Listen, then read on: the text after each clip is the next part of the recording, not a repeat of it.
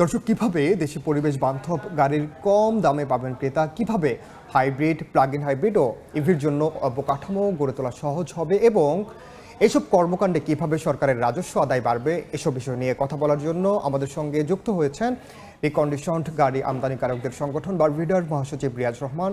যাব তার কাছে। জনাব রিয়াজ রহমান, আপনাকে শুরুতে স্বাগত জানাচ্ছি। এবং আমরা একটি প্রতিবেদনে যেমনটি দেখছিলাম যে আপনারা যেমনটি বলছেন যে এই রিকন্ডিশনড গাড়িগুলো যদি আমদানি করা হয় এবং সরকারের পক্ষ থেকে যদি যথাযথ পদক্ষেপ নেওয়া হয়, আমদানির ক্ষেত্রে সহজ করা হয়, সেই ক্ষেত্রে আপনারা বলছেন যে বাড়তি সুবিধা হবে। আমাদের দেশের আসলে বর্তমান যে রিকন্ডিশন গাড়ির যে বাজার, সেটির অবস্থা কেমন, চাহিদা কেমন আসলে? জি, ধন্যবাদ। আমাদের এই জাপান থেকে আমরা যে গাড়িগুলো আমদানি করে থাকি, জেডিএম মডেল আমরা বলি, ডোমেস্টিক মডেল, সেই গাড়িগুলি এত উন্নত এবং বিশ্বমানের যে এটা অনায়াসে কিন্তু আমরা 4-5 বছর পুরাতন গাড়ি জাপানে চলার পর ইম্পোর্ট করে নিয়ে আসি। এখানে বাংলাদেশে আনার পরও আপনার দেখা যায় 20 থেকে 25 বছর আরামে ব্যবহার করা যায় এবং এটি একটি ভালো রিসেল ভ্যালু পাওয়া যায় আফটার 20-25 বছর। এবং সবচেয়ে বড় আমি মনে করি যে এটা নির্ভরযোগ্যতা। এবং আমার মনে হয় এই পরিবেশ বান্ধব গাড়িগুলি সরকার যদি ইভির দিকে আগায়, অবশ্যই হাইব্রিড এবং প্লাগিং হাইব্রিডের দিকেও বেশি নজর দিতে হবে। কারণ আমাদের জাপানি গাড়ির মেইন, আমার এই প্রোডাক্টটা বিক্রি করার জন্য কোনো আকর্ষণ করার প্রয়োজন হয় না, কোনো আপনার সেলিব্রিটি দিয়ে এন্ডোর্সমেন্ট করতে হয় না। এই প্রোডাক্টটা ইটসেলফ ইজ সেলিব্রিটি। সো এই প্ল্যাটফর্মটাকে সরকার ব্যবহার করা উচিত, হাইব্রিড প্লাগ ইন হাইব্রিডকে আরও প্রমোট করা উচিত। আপনি দেখবেন প্লাগ ইন হাইব্রিড কিন্তু এটা পরিবেশ বান্ধব এবং এটা ইভি, আপনার ব্যাটারিতেও চলে, এটা চার্জিংয়ের প্রয়োজন হয় যখন আপনি, কারণ এটা অলরেডি আপনার গ্রাহকদের কাছে আপনার এর চাহিদা আছে, কিন্তু আমরা বেশি করে আনতে পারছি না বিকজ ডিউটি ট্যাক্সের কারণে।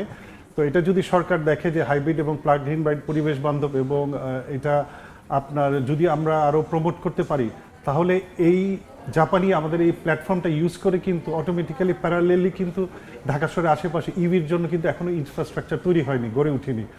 তো এটা করার জন্য আমার মনে হয় এই প্ল্যাটফর্মটা যদি সরকার ব্যবহার করে, অটোমেটিক্যালি প্লাগ ইন ইভির জন্য যে প্ল্যাটফর্মের কথা বলছেন, বেশ করে অবকাঠামো, আমার তো চার্জ দিতে হবে যে গাড়িটা আমি করব, সেই ক্ষেত্রে এই অবকাঠামো গড়ার ক্ষেত্রে আসলে কি ধরনের পদক্ষেপ নেওয়া যেতে পারে সরকারের পক্ষ থেকে? আপনার আগেই বলেছি যে আপনার আস্থা তৈরি করতে হবে মানুষের মাঝে।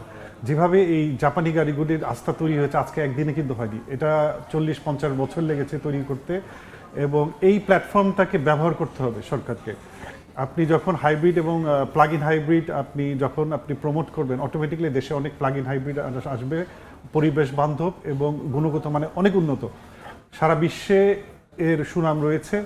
এই গাড়িগুলি আপনার চার্জিংয়ের জন্য তো কোথাও না কোথাও তো আপনার চার্জ দিতে হবে, এই প্লাগ ইন হাইব্রিডগুলি। তখন অটোমেটিক্যালি যখন আপনি মানুষ কিনবে আরও অনেক গাড়ি, আপনি তো 5টা-7টা গাড়ির জন্য তো আপনি ঢাকার বাইরে তো একটা স্টেশন কেউ করবে না। আপনার পর্যাপ্ত গাড়ি তার প্রয়োজন তার এই ব্যবসাটাও করার জন্য, এবং চার্জিং স্টেশনগুলিও ব্যবসা করবে। সেই ক্ষেত্রে দেখা যাবে যে আপনার আমাদের যখন এই প্ল্যাটফর্মটা ব্যবহার করবে, গাড়িগুলি দেশে অনেক আসবে, তখন অটোমেটিক্যালি ওই চার্জ স্টেশনগুলিতেও কিন্তু এই ইভি গাড়িও চার্জ করতে পারবে। তখন প্যারালেলি কিন্তু ইভিও একটা অটোমেটিক্যালি একটা ইনফ্রাস্ট্রাকচার তৈরি আরেকটি হয়ে যাবে। বিষয়, প্রচলিত যে গাড়িগুলো আছে বর্তমানে, সেটির ক্ষেত্রে আমি যদি সবচেয়ে বড় সুবিধার কথা বলি, যে আপনারা যে গাড়িগুলো আমদানি করার কথা বলছেন, সেক্ষেত্রে আসলে সাধারণ মানুষকে উদ্বুদ্ধ করার জন্য কোন বিষয়গুলো আসলে আপনি গুরুত্ব দিবেন? আমি মনে করি যেরকম আমাদের জাপানি গাড়িগুলি সবচেয়ে বড় মেইন অ্যাডভান্টেজ হচ্ছে আপনার টেকনাফ থেকে তেঁতুলিয়া, এখানে আপনি স্পেয়ার পার্টস থেকে শুরু করে টেকনিশিয়ান সব অ্যাভেলেবল। তো মানুষের আসলে এই আস্থার জায়গাটা তৈরি করতে হবে। এবং সাপোজ একটা ইভি গাড়ি অনেক কিনলে তো কেনাই যায়, কিন্তু এটা অনেকে চিন্তা করবে যে আমি একটা দূরে কোথাও যাব, আমার গাড়িটা যদি নষ্ট হয় আমি একটা স্পেয়ার পার্টস কোথায় পাবো। এবং এটা সারা বিশ্বে দেখা গেছে যারা আমাদের থেকে আরও 4-5 বছর আগে ইভির দিকে ঝুঁকে গিয়েছে, তাদের মেইন একটা প্রবলেম কিন্তু ইনফ্রাস্ট্রাকচারও রয়ে গিয়েছে এখনও। এবং দ্বিতীয় প্রবলেম হচ্ছে স্পেয়ার পার্টস অ্যাভেলেবিলিটি। আপনি দেখা গেল একটা গাড়ি, আপনি একটা স্পেয়ার পার্টসের জন্য দেখা গেল 15 দিন 1 মাস আপনি যদি বসে থাকতে হয়, তাহলে কিন্তু একটা পরিবারের জন্য বিশাল একটা প্রবলেম।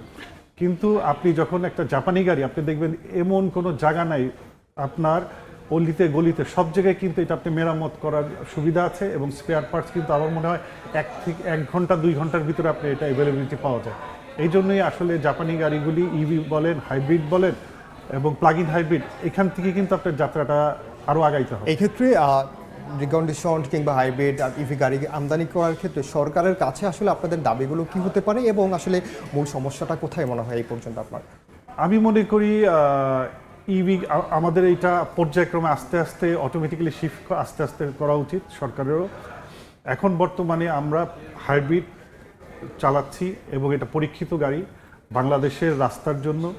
এখন প্লাগ ইন হাইব্রিড গাড়ি আমরা এখনো আসছে কিছু, বাট ওই সেইভাবে আসেনি বিকজ অফ ট্যাক্স। এটা এই পরিমাণে এত মূল্য যে আসলে এটা চাহিদা থাকা সত্ত্বেও আমরা কিন্তু এটা দিতে পারছি না উচ্চ শুল্কের কারণে। এবং এটা ইটসেলফ ইভি গাড়ি কিন্তু আপনার কিন্তু আপনি সরকার যতই রাজস্ব কমাক, ইভি গাড়ি কিন্তু আপনার ইটস নট চিপ। আপনি তো গাড়িটা কিনে নিয়ে আসতে হবে বাইরের থেকে। সো এটা দামটা যদি আপনার যদি বাড়তি হয় এবং আপনি যতই সুযোগ সুবিধা দেন, আমাদের মেইন ক্রেতা কারা? মধ্যবিত্তের কাছে যদি আপনি গাড়ি পৌঁছে দিতে চান, অবশ্যই তাদের নাগালের ভিতরে গাড়ি দিতে হবে। যেরকম আপনি একটা গ্রাফে দেখেছেন যে গত 5 বছরে আমাদের গাড়ি এত ডিমান্ড থাকা সত্ত্বেও কিন্তু কমতে কমতে কমতে কমতে 10,000-এর নিচে চলে গিয়েছে। এতে কিন্তু শুধু ক্রেতারা যে বঞ্চিত হচ্ছে আমি বলবো না, আমি মনে করি যে সরকার অনেক বিপুল পরিমাণ রাজস্ব হারাচ্ছে এবং এটা দেখা উচিত। এবং আরেকটা বিষয় দেখা উচিত যে আমাদের কমার্শিয়াল ভেহিকেল, বাস, ট্রাক, এটা একটা বিশাল একটা ফ্রেট এবং লজিস্টিকের একটা গ্যাপ আছে। এটা একটা জরিপেও দেখা গিয়েছে যে এই দুর্ঘটনার মূল কারণ কিন্তু হচ্ছে আপনার ফিটনেসবিহীন গাড়ি এবং লক্কর ঝক্কর মারা, যেগুলি জোড়াতালি মেরে গাড়িগুলি চালানো হচ্ছে, দুর্ঘটনার জন্য এটা মূল দায়ী। আপনাকে কিনতে দিতে হবে। তারা কেন রিপেয়ার ওয়ার্কও কিন্তু ইটস নট চিপ। রিপেয়ার করতে করতে করতে রাস্তায় তারা চালাচ্ছে, এটার কারণ হচ্ছে তারা কিনতে পারছে না। আপনাকে কমার্শিয়াল ভেহিকেলও আমাদের 5 বছর পর্যন্ত আমরা ইম্পোর্ট করতে পারি যে কোনো গাড়ি জাপান থেকে, কিন্তু আমরা কমার্শিয়াল গাড়িগুলি এবং বাস, পিক আপ এটা আমরা ওইরকমভাবে আনতে পারছি না বিকজ জাপানে এটা এক্সপেন্সিভ হয়ে যাচ্ছে। আপনি যদি 8 থেকে 10 বছর সরকার যদি কমার্শিয়াল ভেহিকেলগুলি চালু করে, তাহলে দেখবেন যে এই গাড়িগুলি মানুষের নাগালের ভিতরে চলে আসবে, কমার্শিয়াল ভেহিকেল এবং বাস, পিক আপ। তখন দেখবেন যে একটা সেফটি ফিচার্সও তৈরি হবে রাস্তাঘাটে। এবং আমি মনে করি ব্র্যান্ড নিউ হইল না, এটা একটা ইমিশন স্ট্যান্ডার্ড তৈরি করা উচিত, যেটা সারা পৃথিবীতে কিন্তু অলরেডি জাপানি গাড়ি, অনেক উন্নত দেশ আছে যেখানে কোনো কিন্তু আপনার নাই, বার নাই, বয়স সীমা নাই, সেখানে আছে কি ইমিশন স্ট্যান্ডার্ড।